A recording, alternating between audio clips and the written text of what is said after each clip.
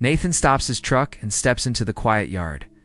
The wind moves the grass, the barn door creaks, but Ty is nowhere to be seen. Nathan calls his name once. Then again, no answer. His phone shows no missed calls, no new messages. In that moment, a cold thought hits him hard. Ty didn't say goodbye. He didn't leave a note, and if Ty didn't want to be found. Then, someone Thenthon walks into the barn, expecting to hear Ty's voice or the sound of boots on wood. Instead, there is only silence. The place feels frozen, like time stopped without warning. Ty's saddle hangs where it always does, but the dust on it tells a strange story. It hasn't been touched. Nathan runs his hand over it and feels the cold leather under his fingers. Ty would never leave without his saddle. Never. Nathan looks around, trying to calm himself. He tells himself Ty might have gone for a ride. Might be clearing his head somewhere far from people. But deep down, Nathan knows that excuse doesn't fit. Ty always lets someone know. He always checks in. This time, there was nothing. No word. No sign. Nathan steps into the small room near the barn. A cup of coffee sits on the table, half full, cold. Never leaves coffee unfinished. Nathan stares at it for a long moment, his chest tightening. Something stopped Ty mid-moment. Something important, or something dangerous. Nathan pulls out his phone and calls Ty again, straight to voicemail. Sends a short message, trying not to sound worried. "Where are you? Call me," the message sends, but it feels useless. The silence presses in. Harder now, as Nathan walks back outside. Memories start to surface. Ty had been distant lately. Quiet. His eyes often looked far away, like he was carrying a weight he couldn't put down. Nathan remembers asking him if everything was okay. Ty had smiled and said yes, but it was not his real smile. Nathan's thoughts race. Did Ty leave on his own? Or did someone make him disappear? Nathan feels guilt rise in his chest. If Ty was in trouble, he should have seen it. Should have pushed harder, asked more questions. The sky begins to darken, and the ranch feels too big, too empty. Nathan stands there, knowing one thing for sure now. Ty is not just missing. Ty is hiding something. And whatever it is, has already pulled him far away from everyone who cares about him. Ing is very wrong. Nathan doesn't plan to keep searching, but his feet move on their own. Something pulls him toward the old tack room, a place Ty rarely used anymore. The door is slightly open. That alone feels wrong. Ty always shuts doors. Always.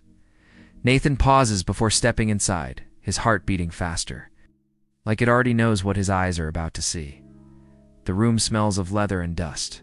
It's quiet, too quiet. Nathan scans the shelves, then the floor. At first, nothing seems out of place. Then he notices it. It's draped over a chair like someone meant to come back for it. Nathan picks it up slowly. The jacket is heavy in his hands and still warm inside the collar, as if Ty wore it not long ago. Ty never goes anywhere without this jacket, especially. Not at night. Nathan checks the pockets. His fingers stop when they touch paper. He pulls it out carefully. It's not a full note, just a torn piece, half of a sentence. The words are messy, rushed. Nathan reads it again and again, trying to understand. If they find me, don't trust the rest is gone. Nathan's breath catches. His mind starts filling in the empty spaces, and none of them are good. If they find me, who is they? And why wouldn't Ty want anyone to trust them? Nathan feels a chill run through him, even though the room is warm. He looks around again, this time with new eyes. A box on the shelf is open. Inside, things are missing. Papers maybe, or photos. Things Ty wanted gone. Nathan realizes this wasn't a rushed escape. This was planned. Ty knew something was coming. Nathan sits down hard on the chair, the jacket still in his hands. His thoughts race back over the past few weeks. The late nights, the quiet phone calls Ty took outside, the way he always changed the subject when Nathan asked too much. It all connects now, like pieces of a puzzle coming together too late. Nathan feels anger rise, sharp and painful. Not at Ty, but at himself.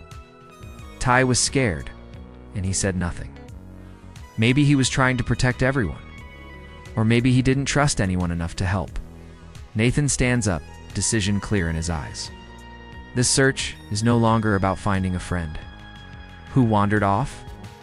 This is about finding a man who ran because staying was more dangerous than leaving.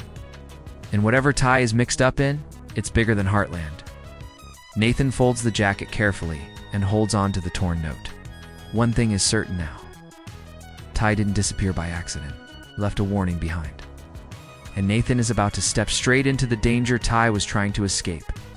By morning, the ranch feels different. It's not loud or broken, it's worse. It's quiet in a way that makes every sound feel wrong. Nathan notices it the moment he steps outside. The horses are restless. The air feels heavy, like it's waiting for something that isn't coming. Amy walks across the yard, scanning the barn without saying a word. She's looking for Ty, even if she won't admit it out loud. She pauses near the fence, her eyes fixed on the empty path that Ty always takes in the morning. When she finally turns to Nathan, he sees it in her face. She feels it too. "Have you heard from him?" she asks softly. Nathan shakes his head. The lie sits on his tongue. He wants to tell her everything: the jacket, the torn note, the fear growing inside him, but the words don't come. Instead, he says, "Not yet." It sounds weak even to him. Inside the house, Ty's absence is louder than any argument. His chair sits empty. His mug is still on the counter, washed but unused. Amy reaches for it without thinking, then stops herself. Her hand lingers in the air before she pulls it back, her jaw tightening. Jack notices too. He doesn't ask many questions, but his eyes follow every empty space Ty should fill. A missing voice, a missing step on the stairs. Hey. Lindy seems unsettled, watching the door more than usual, like she expects Ty to walk in at any second. Nathan feels the weight of the secret pressing harder with every passing hour. The note burns in his pocket like a warning he hasn't shared. He tells himself he's protecting them, but a part of him knows the truth. He's afraid that once he says the words out loud, there's no turning back. Amy senses it. She watches Nathan closely, reading the tension in his shoulders, the way his eyes avoid hers. "You know something," she says quietly. It's not a question. Nathan looks at her then, really looks at her, and for a moment he almost breaks. He wants to tell her that Ty might be in trouble, that he might be running from something dark and dangerous. But he remembers the words on that torn note. "Don't trust. I'm still looking," Nathan says instead. "That's all I know." The day moves on, but the feeling doesn't fade. Heartland keeps going because it has to, but everyone feels it now. Ty's absence isn't just a missing person. It's a shadow spreading across the ranch, and Nathan knows this is only the beginning. Whatever took Ty away is already touching the people he loves. If he doesn't act soon, Heartland may lose more than just one man. Nathan doesn't say goodbye to anyone. He knows if he does, someone will stop him. Or worse, ask questions he's not ready to answer. He packs only what he needs and slips the torn note into his pocket, feeling its sharp edge against his skin, like a reminder of what's at stake. The road stretches out in front of him as he drives away from Heartland. Fields turn into open land, then into places that feel less safe, less familiar. Nathan keeps his eyes on the road, but his mind stays with Ty. Every mile feels like a choice he can't take back. He stops at places Ty once mentioned in passing. A quiet gas station. A small cafe near the edge of town. At each stop, Nathan asks the same simple question. "Have you seen Ty Borden?" Some people shake their heads. Some say nothing at all. One man pauses too long before answering, and that pause sticks with Nathan. As the day fades, the weather turns rough. Dark clouds roll in, and rain starts to fall hard against the windshield. Nathan grips the steering wheel tighter. The storm feels like a warning, but he keeps going. If Ty faced this alone, Nathan won't turn back now. He checks his phone again. Still nothing. No calls, no messages. It's as if Ty has vanished from the world. Nathan feels a sharp fear cut through him. What if Ty is hurt? What if he's already too late? Nathan pulls over near an old motel that looks like it's been forgotten by time. Sign flickers, barely holding on. Inside, the clerk barely looks up. Nathan shows Ty's photo. The clerk studies it, then slowly nods. Does. Here, the man says. Didn't stay long? Nathan's heart jumps. Which way did he go? He asks. The clerk points down the road, said he didn't want to be followed. Arnathan steps back outside, rain soaking his jacket. Ty was here, alive, close, but already moving again. Nathan realizes something painful in that moment. Idata doesn't just want distance. He wants to disappear. Nathan gets back into the truck, his hands shaking, but his mind clear. Ty is running from something real, and now Nathan is part of it. Whatever danger Ty tried to escape has a path now. It's leading straight through Nathan. He starts the engine and drives into the storm, knowing one thing for sure. Turning back is no longer an option. Night falls fast, and the road grows empty. Nathan's headlights cut through the darkness as he follows the direction the motel clerk gave him. Every mile feels heavier than the last. Ty is close now. Nathan can feel it. But so is the danger Ty tried to stay ahead of. Nathan stops near an old service road when something catches his eye. Tire marks, fresh, too fresh to ignore. He steps out of the truck, the cold air biting his face. The marks lead off the main road and disappear into tall grass. Ty always used service roads to avoid attention. Nathan's heart pounds as he follows the trail on foot. A few steps in, he sees it. A familiar shape lying near the edge of the dirt path. Ty's glove. The same one he wore every winter. Nathan picks it up slowly, his hands shaking. This isn't something Ty would drop by choice. Ty is careful. Always. Nathan looks around, scanning the shadows. The silence feels wrong. Too still. His mind races through dark thoughts he doesn't want to face.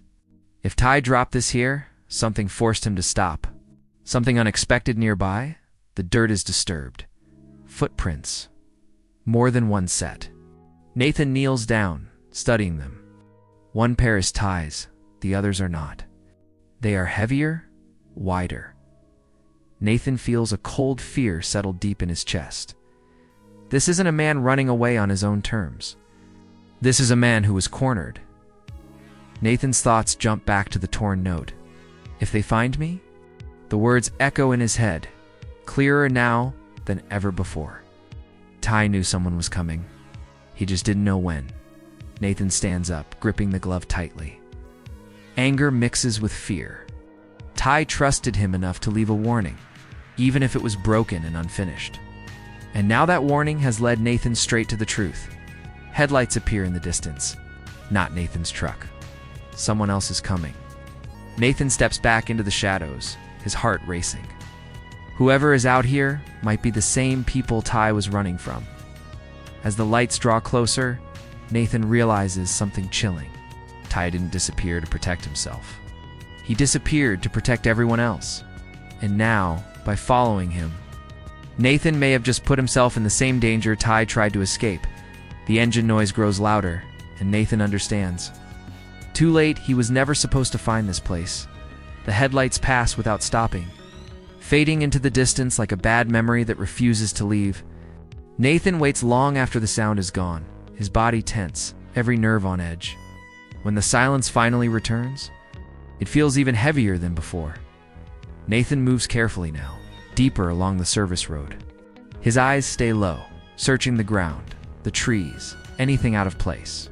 A few steps ahead, he spots something tied loosely to a broken fence post. A small strip of red cloth, barely visible in the dark. Nathan's breath catches. Ty used red cloth when he wanted to mark a trail without drawing attention. It was their old signal from years ago. Nathan unties it with shaking hands. Wrapped inside is a folded piece of paper, worn and damp. He opens it slowly, afraid of what it might say. The writing is Ty's, rushed, uneven. If you're reading this, you're closer than I thought. Nathan swallows hard and keeps reading. I didn't leave because I wanted to. I left because staying would put everyone in danger, especially Amy, especially Lindy. Nathan's chest tightens. Every word feels like a weight pressing down on him. Do not bring anyone here. Do not trust anyone who asks questions. If they catch me, let me go. Promise me that. Nathan lowers the paper, his hands trembling. Ty didn't want to be rescued. He wanted the danger to end with him. The truth hits Nathan harder than any fear he's felt so far. The road around him suddenly feels too open, too exposed. Ty knew he might be watched. He planned this message as a last line of defense, meant only for someone who knew him well enough to follow the signs. Nathan folds the note carefully and tucks it into his jacket. His mind races. If Ty is willing to disappear forever to protect his family, then whatever is after him is powerful and unforgiving. Nathan looks down the road, into the darkness Ty disappeared into. He knows the rules now. One wrong move could lead the danger straight back to Heartland. But walking away feels impossible. Nathan whispers into the night, "I'm not letting you face this alone." Hey. He takes one step forward, fully aware that from this moment on, nothing will be the same. The road ends at a broken gate, hanging open like a warning no one heeds. Nathan stops and kills the engine. The sudden silence is loud, pressing in on him from all sides. This is as far as Ty wanted him to come. Nathan knows it in his bones. He steps out of the truck and scans the dark land ahead. An old building stands in the distance, barely visible under the moonlight. The place looks empty, forgotten, but Nathan feels it. Someone has been here recently. Ty has been here. Nathan's phone vibrates in his hand, sharp and sudden. His breath catches as he looks down. A blocked number. For a moment, he doesn't answer. Then he does. "Stop looking," a calm voice says. "You're already too close." The call ends before Nathan can speak. Nathan's heart pounds. This isn't just about Ty anymore. Someone knows Nathan is searching. Someone is watching every move. He looks back toward the road that leads home, toward Heartland, toward the people Ty tried to protect. He remembers Ty's words. "If they catch me, let me go." Nathan grips the torn note and the folded message in his pocket. Every instinct tells him to turn back, to keep the danger away from Amy, Lindy, everyone. But another voice inside him refuses to stay silent. Ty never gives up on family. Nathan takes one slow breath and makes his choice. He doesn't drive back. He walks toward the building. Somewhere in the darkness, a figure moves. And for the first time since Ty vanished, Nathan understands the truth. Ty isn't lost, he's trapped.